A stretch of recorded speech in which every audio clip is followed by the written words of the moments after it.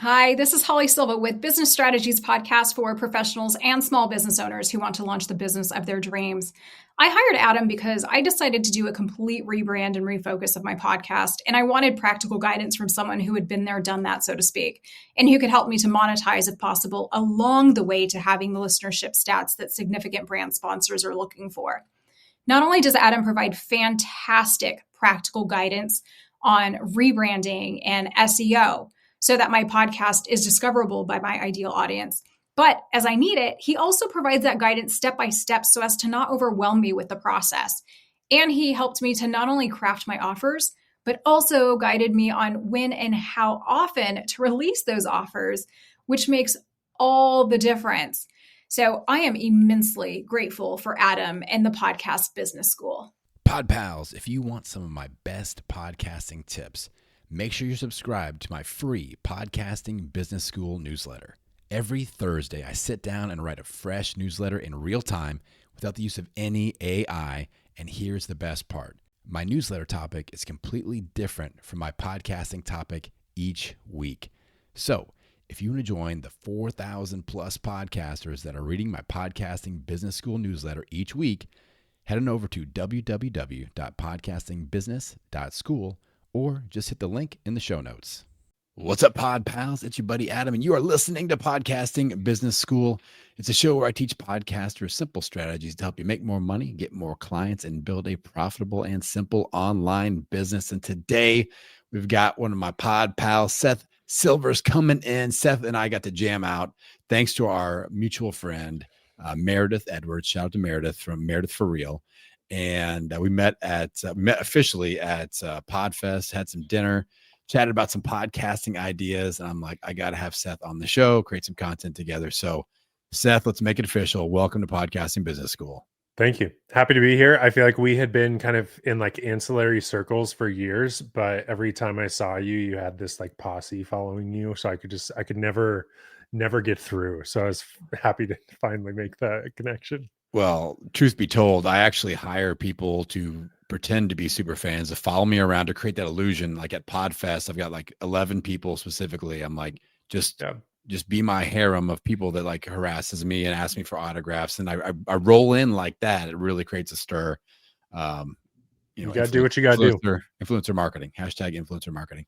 No, I'm psyched we got connected. And like you said, we've been kind of circling each other's orbit here for a little bit, but I don't know the story of how you got involved in podcasting in the first space. So I would love to hear that just to kick things off.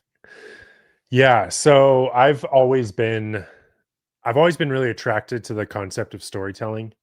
And at a pretty young age, I felt really kind of taken by this idea of like business and impact. I remember in high school, that was when like the Tom Shoes documentary came out, and that was super impactful for me because that was the first time that I was like, oh, you can like use businesses for good. And so I started to pay attention to businesses, not just as like money-making tools, but as tools to like make an impact. And that just kind of stuck in my brain. And I was involved with some like nonprofit organizations and ministries when I was in high school and college. And so we really got to see like the way you bring people together is through storytelling. And particularly in the world that I was in at the time, it was we were working on how do we bring people together that believe super different things.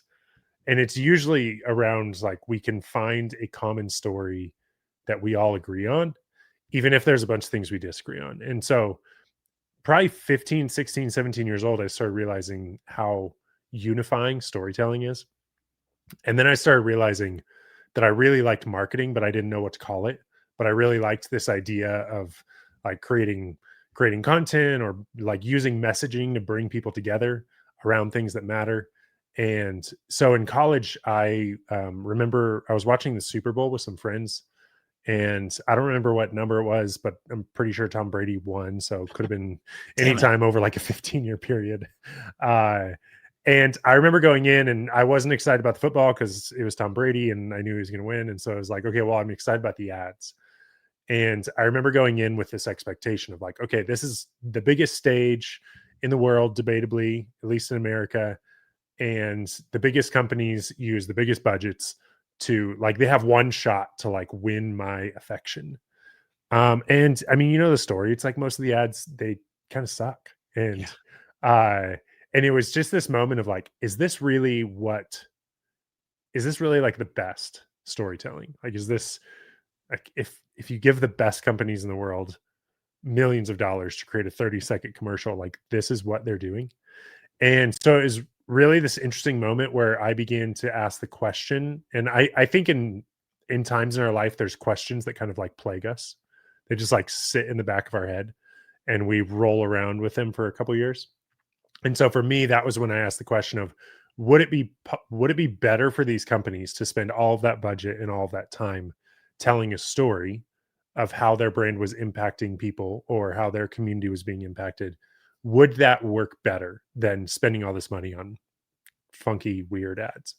And I legitimately didn't know the answer to the question, but I was just like, would it work? And I just kind of asked myself that question over the next couple of years as I was getting better versed in marketing in college. And then I took the marketing director job at a nonprofit after college. And finally I started to see evidence and research, and this was around 2013 to 2015.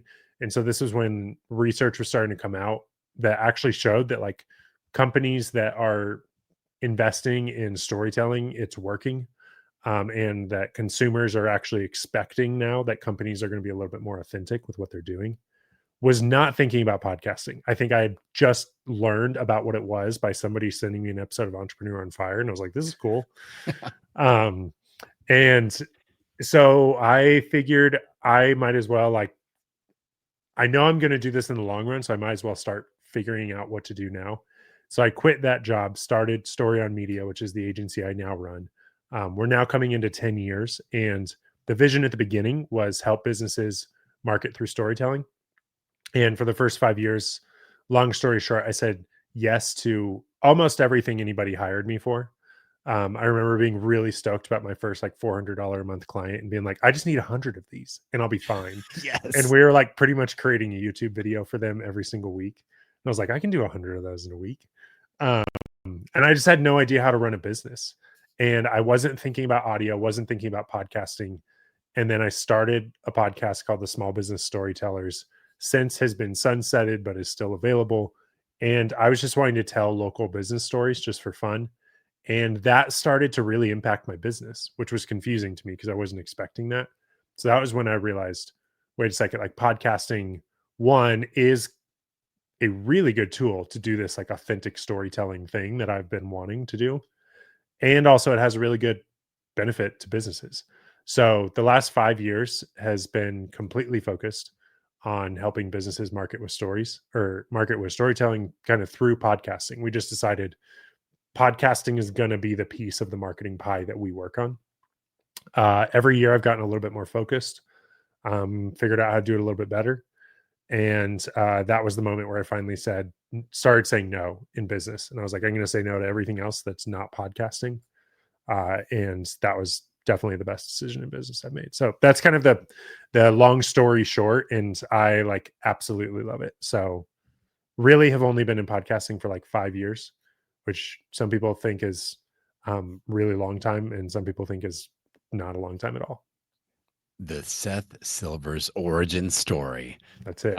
Dude, I'm kind of taking mental notes as I go because you hit a few hot button points I love to teach on. One is the concept of ready, fire, aim, and not ready, aim, into infinity. Like you just started figuring things out. You're like, this is what I'm passionate about. I want to try this idea. Let's start putting things out there, helping people as best I can, making some money. And then we kind of figure it out and aim and adjust as we go. And then you went through that 5-year period and you're like, yes, podcasting, that's the route through line that I really want to focus on. So I feel like so many online entrepreneurs, online business owners get stuck in like figuring it all out before they even freaking start. And then they never start. I mean, are you seeing something similar to that? Yeah, I am. And my perspective has actually shifted as I think the podcast industry has shifted. So I think I've learned like in my story, I've learned the majority of the things I've learned by starting before I might be ready, and then like getting pretty darn good at figuring it out. It drives me nuts when people like ask me a question that they could before trying to Google it. Because like most of the answers are out there and you can learn these skills.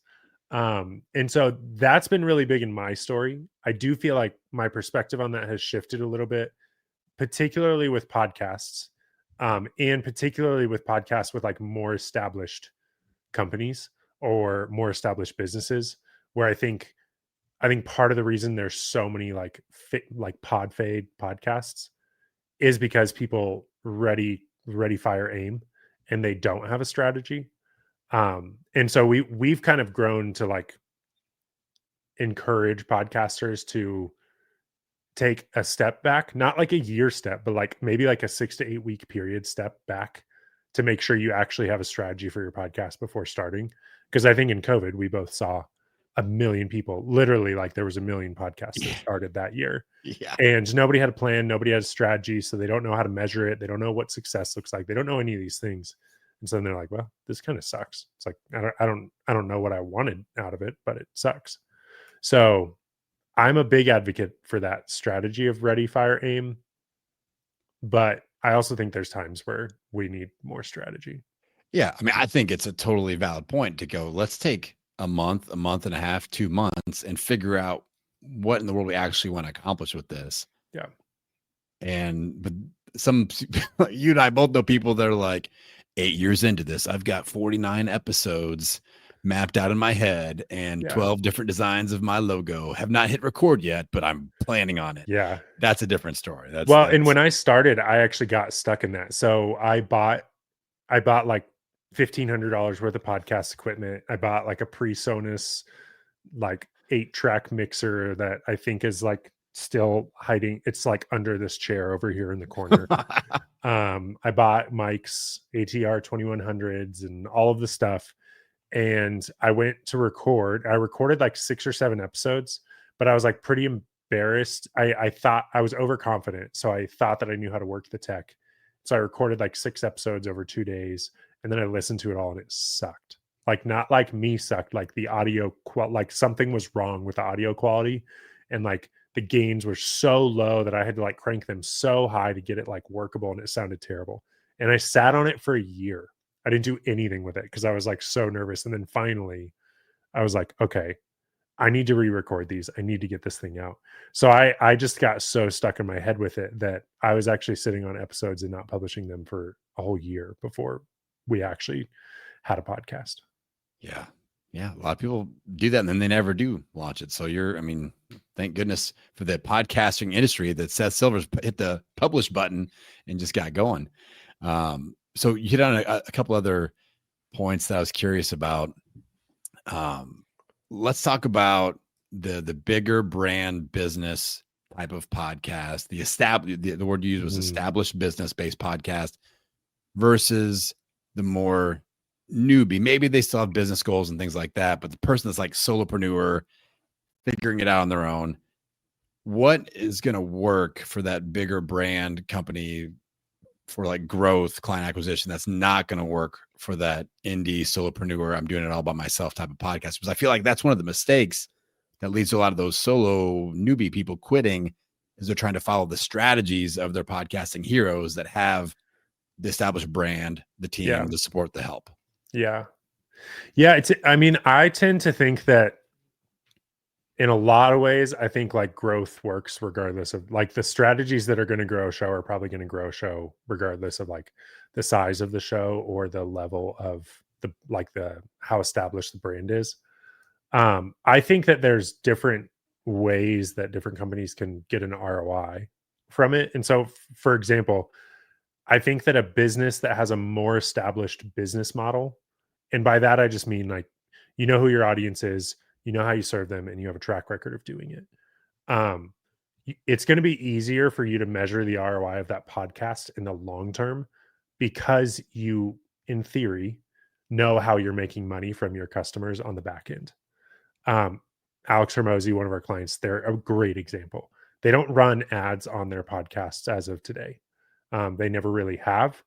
And that's because they have felt like it makes more sense for them to run what I would call like house ads or internal ads, because the value of them just getting people into their system is the benefit. So that's the reason that a lot of businesses start podcasts, is they're like, oh, we want to nurture audience members. We want to get people into our business. But the problem is, if you're so early in business that you don't have your like business model figured out, like if you're not a profitable business yet, and the ROI that you're expecting your podcast to deliver is customers, then that's going to be really challenging. With Alex and Layla, they have a whole team behind them. They have whole services behind them. So when they get somebody into their ecosystem, they have confidence that they can turn that into a profitable customer.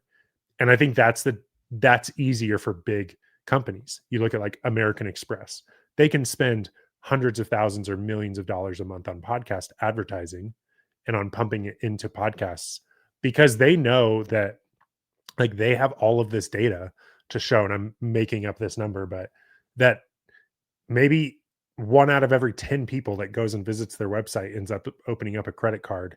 And over the lifetime of that credit card, they might make $12,000 on it. Like, again, made up numbers, but they have the data to know that.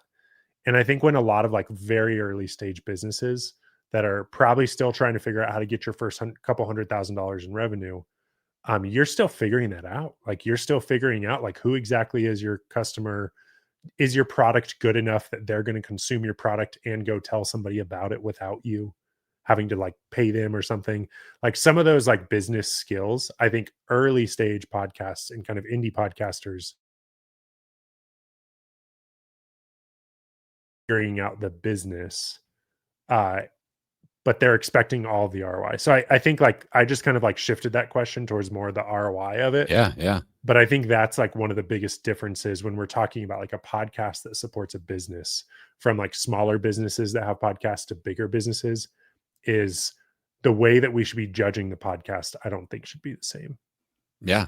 And I think, a solid goal for a lot of newer podcasters that do have business goals, like you said, is to get the business model figured out and in place to where, are we using this show at first just to build our email list? Are we using this show to get people to a free workshop every single month, and then figure out, because all these people are like, I'm not 100% sure what problems I solve and what kind of solutions that I'm going to sell, and you have to kind of figure it out along the way. So a lot of people are in that zone, versus the Hormozis, which have the whole freaking thing dialed in with the backing of a team and a nice advertising budget. Well, and we usually position podcasting as a nurturing tool, and this came from like me failing. This came from me getting really excited when we shifted towards podcasting. This was during COVID, kind of beginning of it, and I was like, this is an amazing tool to grow a business. And so I told people like podcasting will grow your business. And we got clients, and I remember this one amazing client that we had. She was so sweet. We sold her on a year package, producing her podcast, 52 episodes. She was all excited. She was a new business owner, and it didn't work. Like the podcast was good. It got listeners, but it didn't work in the sense that she couldn't convert them over to clients. And that was mostly because she didn't have a clear, sales process. She also didn't have a clear like product offering. It was like really kind of like fluffy and intangible. And at the end of the year, I actually felt bad. I felt like I oversold her. And I felt like at the time, I think the $11,000 for the year that she paid us to produce 52 episodes, I felt like that money would have been better spent for her figuring out some of her business problems, or starting a less produced podcast that had different expectations. So there was a few moments like that where like the podcast didn't work in the way that we like wanted it to. And so we realized, we were like, well, who does it work for? And we looked at it, and the clients that the podcast was more of a middle of funnel nurturing tool. It was a lot better, where the focus of the creator was client acquisition second, but the first focus of the podcast was bringing as much value as possible to your current core audience. And then we started to see, when they do that, then this is when the show begins to grow, because you're serving an audience with specificity. And then that means that they start spreading the show through word of mouth. So it took like having some shows that failed and then being like, what the heck? Like, I thought this was going to work.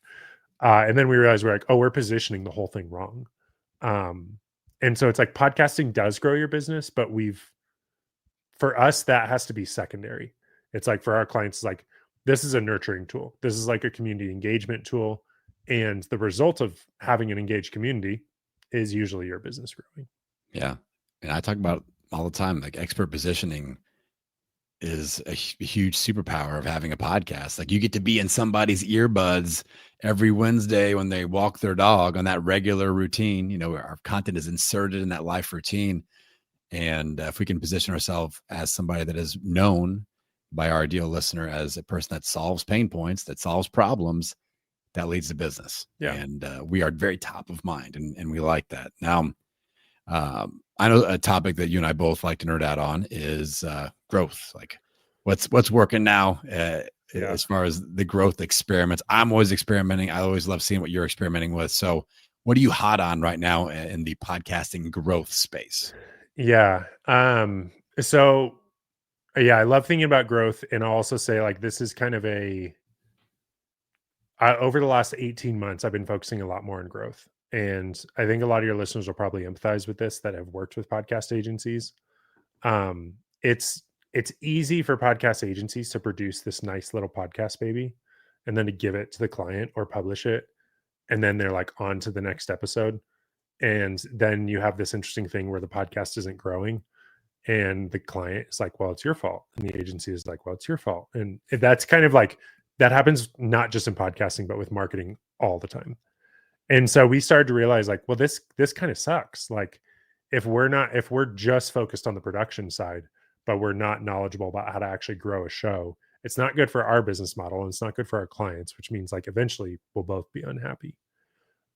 So I think this has been a newfound passion over the last like year or two to realize like we really want to get good at knowing what causes podcasts to grow.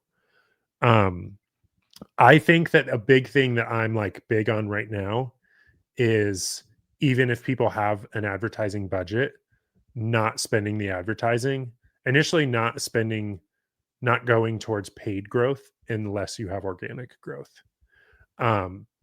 This, I think people call it like the grandmother test or mom test or something. Like if you have a business idea and you go tell your mom, like she's probably going to be really excited about it.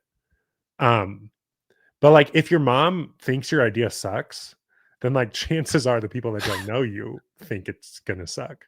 And so I think there's a lot of podcasts right now where like your current audience doesn't like the show. Like they're not talking about it. And the reality is like if your show is shrinking or it's plateaued, then that means that your audience isn't sharing the show. So I think that's like a fact that just a lot of people we don't think about. And so for that, like we've started looking at things like like an analogy of a bucket. It's like if you have like a 5-gallon bucket and you're, going to water a tree or something and you have a hose in it and you have that hose and for 10 minutes that hose is going and the water level is staying the same, like midway up the bucket, then you have a problem. I could add more hoses to it. Like I could put 5 hoses in it and the water level would rise and the bucket would start overflowing. And I would be like, sweet, like we have an overflowing bucket of water. That would, bringing the analogy over, like you start advertising on Castbox and you start advertising with Mopod and you start advertising on Facebook and you start doing all of these things, like your podcast will grow. But then when you take those things away, it's just going to go back to the same level. And the only reason that would happen is if you have holes in the bottom of the bucket. Yeah.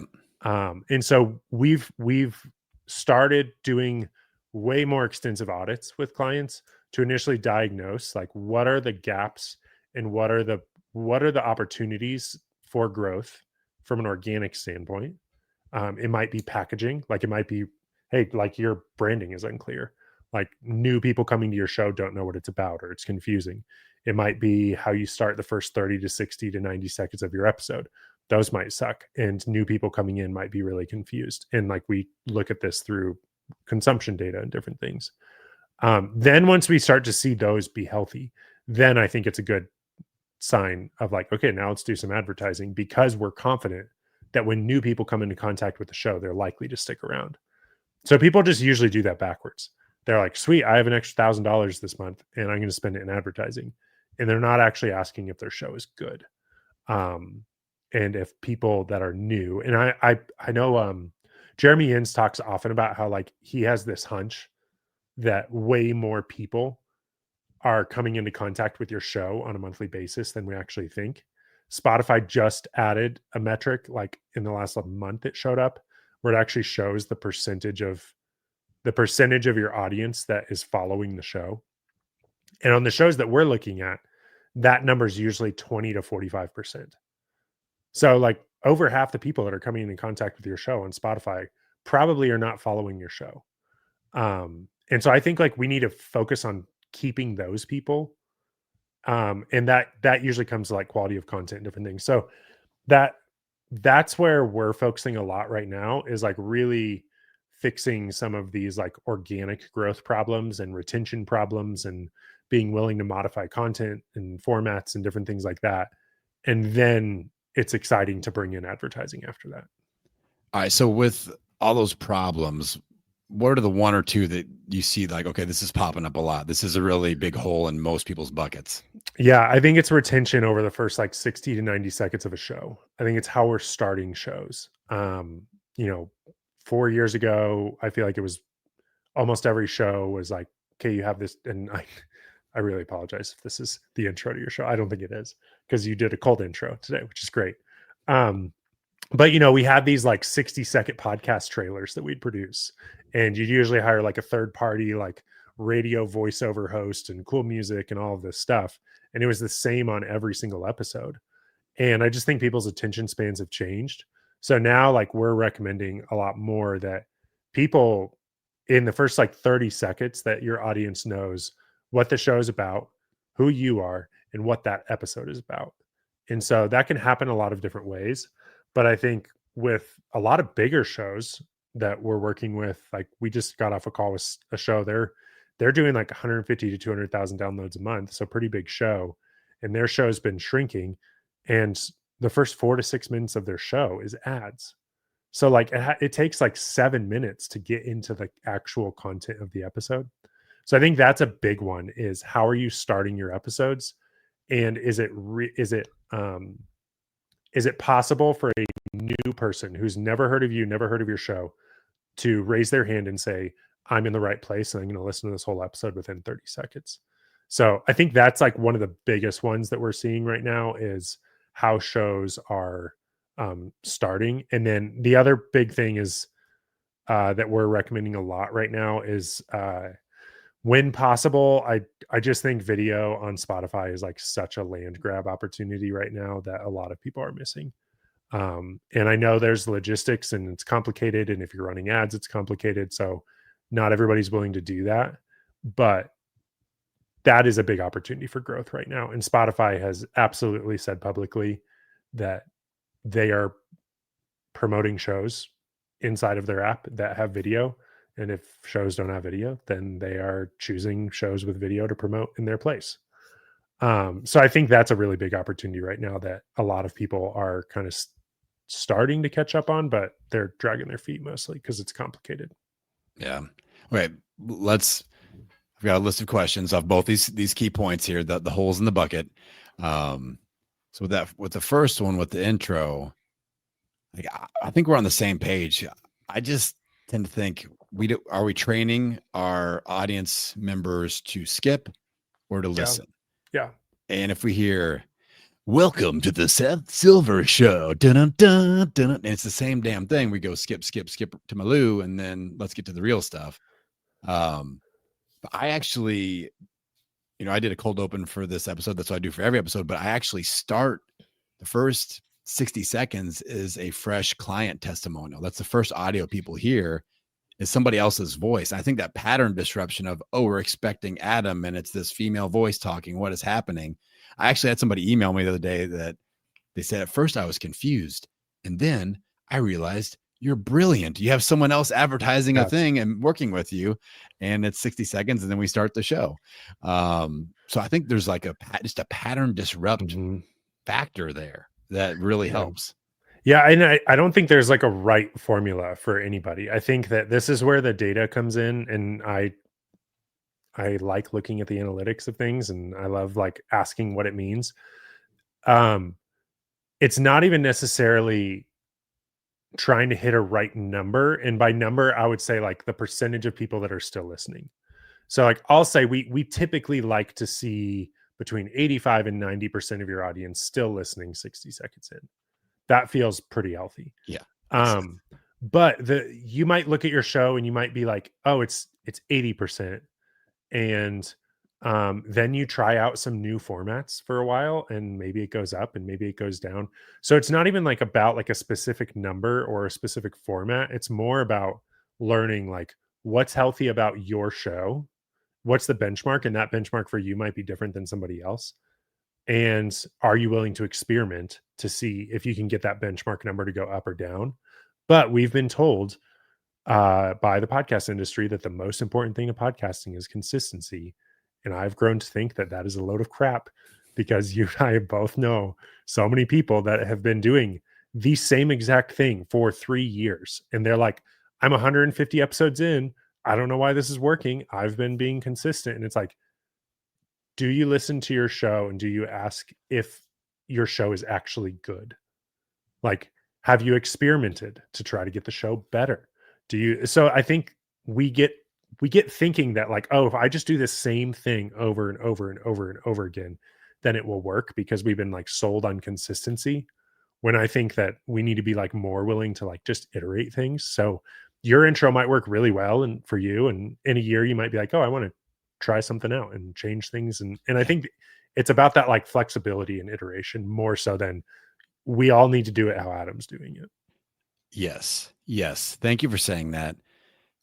I just tried to get up in my clients' grills sometime about this, because they're like, so yours is the template and we must follow that template. I'm like, no. My template is freaking experiment and change it up. Call an audible. You get out of the huddle, you break the huddle, you go to the line of scrimmage, and you Peyton Manning. We're saying Omaha, and we're calling it audible, and we're doing something a little bit different just to get our listeners to pause for a beat and go, oh, this is, something a little different, a little curveball here, and pay attention and be fearless in that experimentation. I just tell people sometimes, I'm like, take your outro and flip it and make it your intro. And vice versa. Just try. If we're going to experiment with anything, my God, let's experiment with the most skippable parts of everybody's podcast, the intro and the outro. Those are that is most likely to be skipped award. Let's play around with that a little bit. And let's see what happens. And maybe you hit, something that spurs some growth and some engagement for a little bit. And then maybe you can still be flexible and keep trying new stuff. Yeah. Yeah. And I think a lot of people, they discount the benefit of like few percentage points at a time. We're like, well, this didn't grow my show by 50%. And I need to know the numbers, but it's like, if your show grows by like 3 to 5% a month, then like a year from now, you have a lot bigger show. And that's just like the value of compounding. And so I think that the reality of podcast growth is it's a lot of like, oh, this is 2% better here and 4% better here and 5% better here. And some people listening might be like, well, that's too complicated. It's like, forget the percentage points. It's just about like stacking like little wins and little optimizations. I mean, like, okay, we're grown by a little bit here. And then when all of that comes together, then you look back over the last year or two and you're like, man, we've been growing 40% year over year. And that's better than pretty much everybody in the podcast industry. And I think that it's just a different perspective.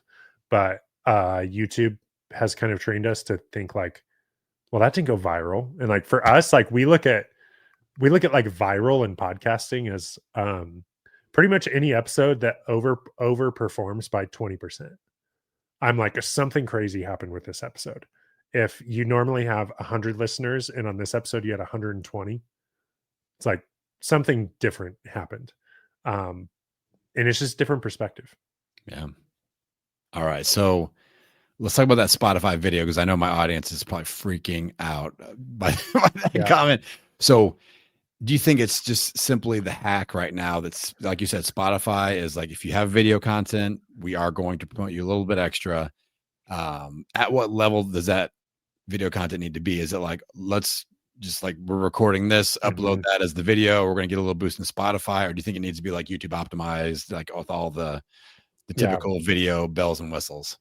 I don't think it needs to be YouTube optimized with all the bells and whistles. And usually for clients, when we are uploading video to Spotify that is shared with YouTube, we're actually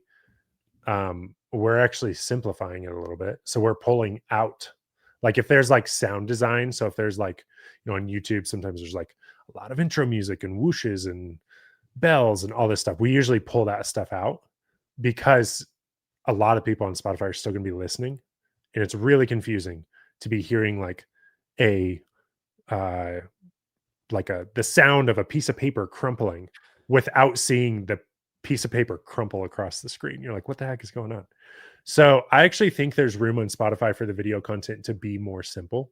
I don't think the production level has to be as high.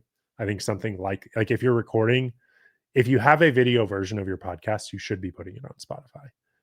Even if that is something like this in StreamYard or Riverside or something that would be considered like a more simple editing style. And I think that we're starting to see Spotify has, like, if you're scrolling through Spotify, you'll see these, like, you might also like kind of like banners. Some of those are handpicked by Spotify. If they're handpicked by Spotify, they're usually for big shows.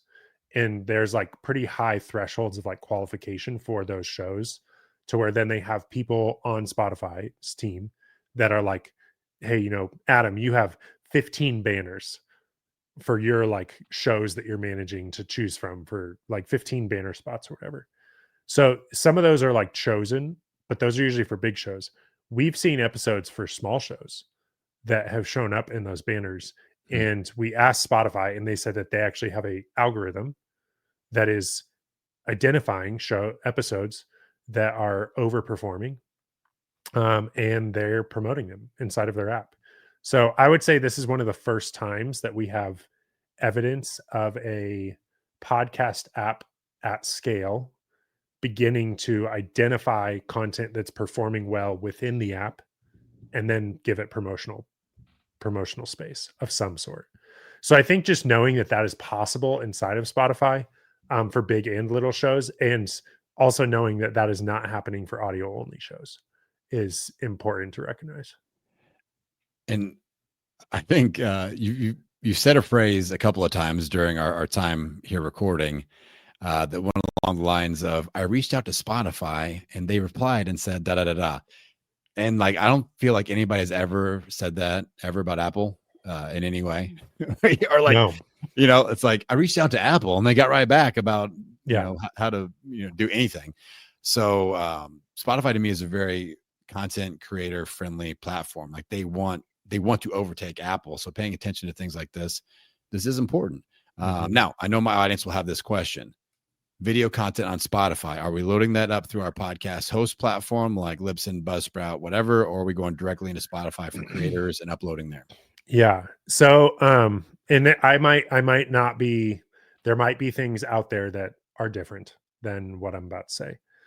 So the way that we're doing it, just because we've felt like it's simple, even though it's not as, anyway, we felt maybe not simple, but we felt like it's clear, is typically we are disconnecting Spotify from your podcast host, and then you are setting up a hosting account with Spotify for creators. And so you, like, the easiest way to think about it is like, whether you like it or not, there are now 3 pillars in podcasting. There is your audio platforms, it's going to be through your host. There's Spotify and there's YouTube. You're going to get the best results if you're uploading directly to those 3 pillars. It is a little bit more work, but that's where you can like customize it a little bit more. So that's what we're doing. I feel like I just haven't felt like super confident yet in hosts that say that they're uploading video to Spotify. I maybe should. We're running an experiment. We're beta testing right now Flightcast, which is a new host that's video first. And so that's where you will go in and upload one file, and they will upload it to YouTube and upload its video to Spotify and upload audio everywhere else. That's being built by a partner of Stephen Bartlett's with Diary of a CEO. So it's like you have a big podcast that's thrived in a video world that then is creating a tool for video podcast hosts. So there's a lot of things from a host perspective that we're like testing. But right now we've seen that the most clear way to do it is to disconnect Spotify from your host and then upload it directly to Spotify for creators. The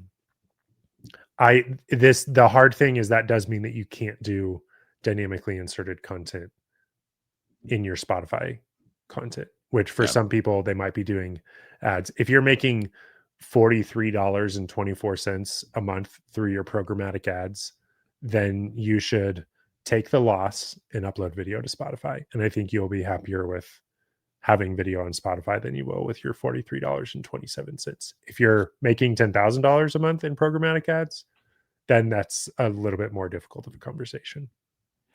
I like how you broke it down into those three pillars. Like you got the YouTube, you got the audio based shows, then you've got Spotify kind of on its own. But I feel like a lot of people lump Spotify into the audio based show platform. So for a show like mine, almost 600 episodes, break that link with like I host in Libsyn and Spotify. And now I'm going into Spotify, my Spotify for Creators account. And when I upload a new audio episode, I just upload the video right along with it. That's what you're saying. It's kind of the most optimized situation. That's in our experience. That's what we've done. I know that you can like go into Spotify for Creators right now. And I know that it's possible if everything is still connected for after Libsyn sends the audio to Spotify to go in and add the video okay. to it. Okay. So I know that's possible, but that makes it impossible to schedule your video. So from a timing perspective, that can be challenging because you have to go in like right when that hits and add the video to it. I've also heard of some like syncing issues with doing that. And like I've heard Spotify not recommend that. Obviously they're biased, so they want you to do everything through them. So you have to like look at it all through their bias. So I don't know, that's like my recommendation right now, but being fully transparent, I haven't looked. I know that in the last year, several hosts have like added the capability, they say, to like upload video podcasts. I just don't know what that means because I've known hosts that have said that for years, but like they're just uploading an audiogram. And it's like, I don't care that this is technically an MP4 file that you're sending to YouTube. Like this is not a video podcast. So there might be other things out there, but that's what we've seen. Okay. What a deep dive on a new ninja move that we can possibly do to hack a little bit of growth into our show. Well, Seth, I want to be respectful of our time on the clock here. I want to make sure that you get a chance to shout out what you're doing, where people can come in, dive into your world, where you're creating content, all that stuff, man. So go ahead and take a couple minutes and just let us know how to dive a little deeper into the Seth Silvers ecosystem. Yeah.